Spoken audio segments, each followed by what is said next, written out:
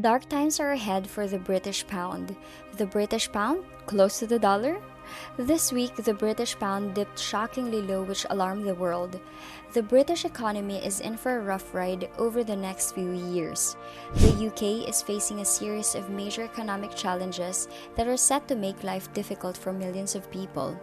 On top of weak economic growth, the UK is also facing a volatile political climate and an aging population that could severely constrain future government finances.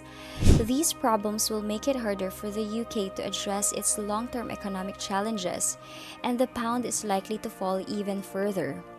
While things are pretty bleak for the pound, the situation is expected to get worse in the years ahead, so it could be wiser to start preparing for a potential crash sooner than later.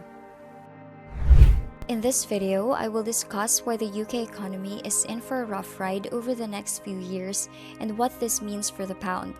Welcome to Marketify, where we'll give you the latest updates in the financial space as well as business. Let's get started.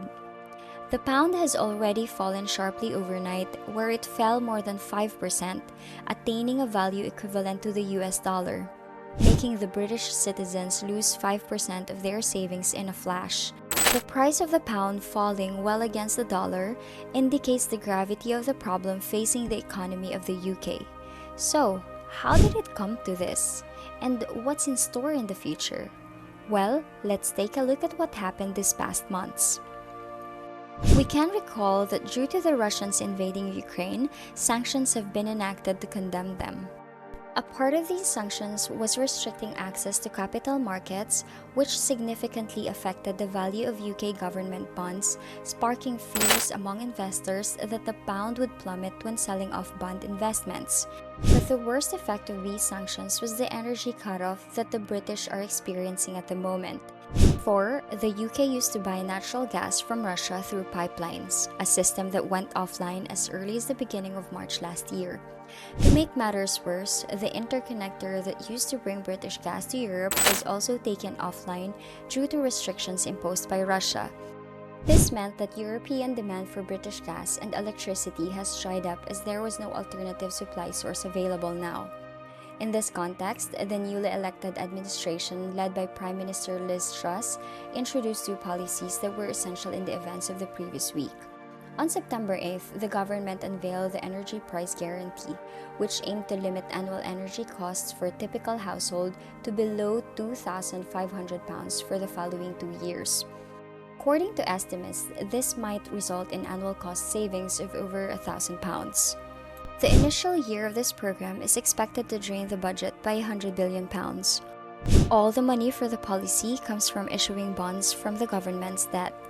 The second policy, published on September 23 and attributed to the new finance minister in all but name, was a plan to drastically reduce taxes for businesses and people. The goal was to relieve stress and provide economic stimulus for sustained expansion. The government was planning to borrow an additional £45 billion to pay for this policy. The long-term plan involves reducing the corporate tax rate from 20% to 17% over 4 years, while at the same time cutting capital gains tax and levying on dividends by half. Overall, the plan was expected to cost over £70 billion to implement. This was proved to be very expensive for the government indeed, forcing it to look for alternative means to raise funds for these expenses. As a result, they have no choice but to sell off their bonds to the market. A move effectively drove the pound value down to record lows. Despite the policy's well-intentioned goal of helping the poor, it has come under fire for allegedly benefiting the wealthy 2 times as much as the poor. The global market panicked because of this news, as investors worried that these initiatives would ultimately lead to higher inflation. This culminated on September 26 with the infamous drop in the value of the British pound due to a general loss of confidence in the currency. The impact of these new regulations on the UK economy has been met with widespread skepticism and criticism. As a result of these developments, traders dumped assets denominated in the British pound. The British pound's value further plummeted as investors fled to supposedly safer currencies.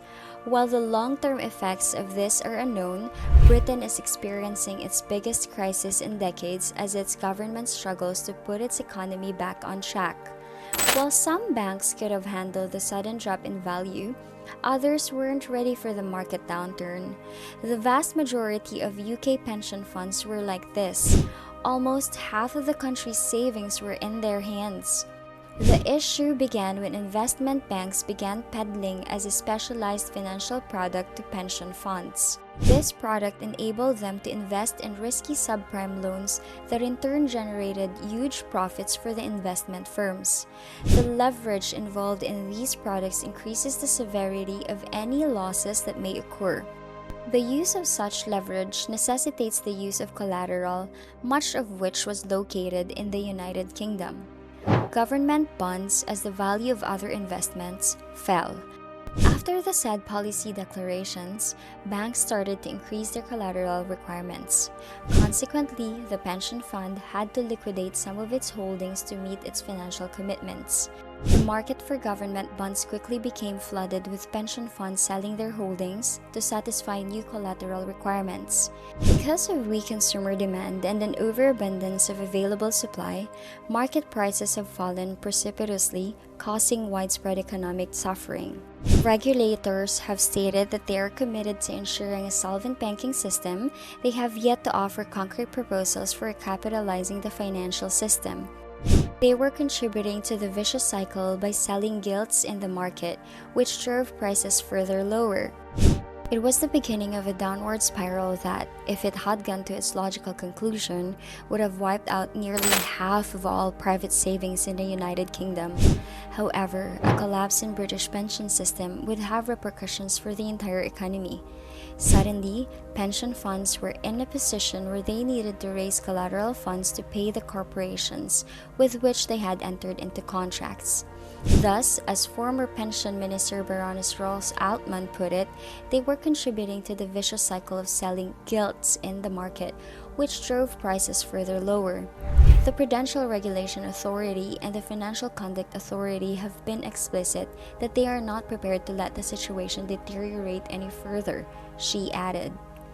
With the situation unfolding the way it is right now, many economists are expecting the crisis to continue and cause further disruption to the economy, including the loss of more jobs, higher taxes for consumers, and increased debts.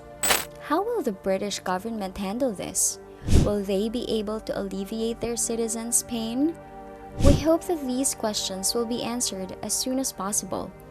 With the fall of many economies, including the UK, China, and Russia, people around the globe are in fear of how the economy will turn out and how this would affect them. Please give us a thumbs up if you like this video. For more of this content, please subscribe to our channel. This is Marketify, and see you in the next content.